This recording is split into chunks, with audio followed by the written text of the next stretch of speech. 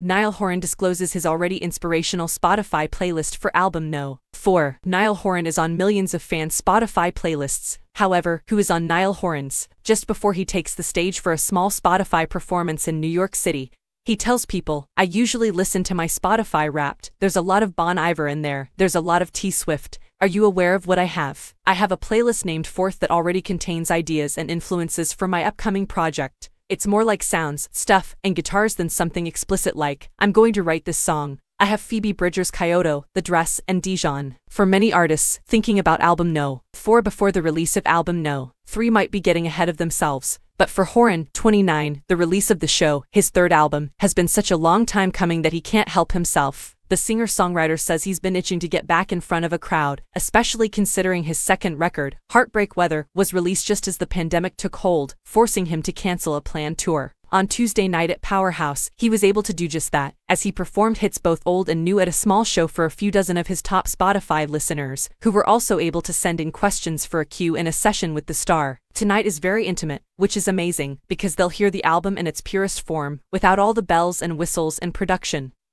He says, "So I actually think this is the perfect way to hear a record for the first time, really, in its original form, in the way I wrote the songs. The already released hits Heaven and Meltdown, as well as the ballads The Show and Science, the acoustic ditty You Could Start a Cult, which Horan claimed was the last song he composed for the album, and the upbeat On a Night Like Tonight were among the new tracks that made Tuesday's program." The performer also tossed in songs like Slow Hands and This Town, despite informing the audience that he had a sinus infection, as well as a flawless cover of Zach Bryan's Something in the Orange. Horan, who is fresh off a win following his first season as a coach on The Voice, says much of the show was inspired by the pandemic, and the way that the lockdowns forced him to look inward. Watching the news at 6 o'clock every day it definitely provoked other thoughts, internal stuff that I would never really think about.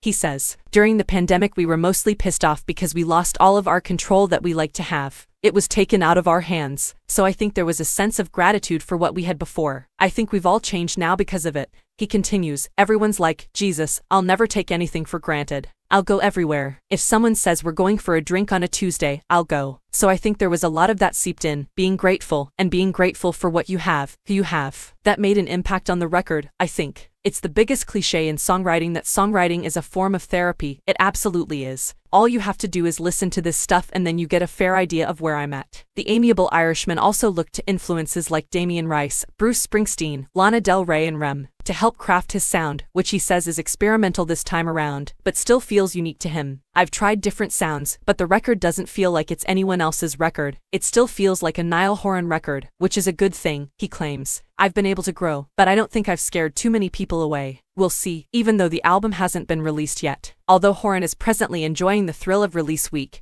he will soon be looking forward to life on the road as his extensive international tour in support of the show will begin in 2019. He exclaims, "I can't wait to get outside and see the fans in large rooms. It's simply amazing that Madison Square Garden is almost completely sold out for our performance there."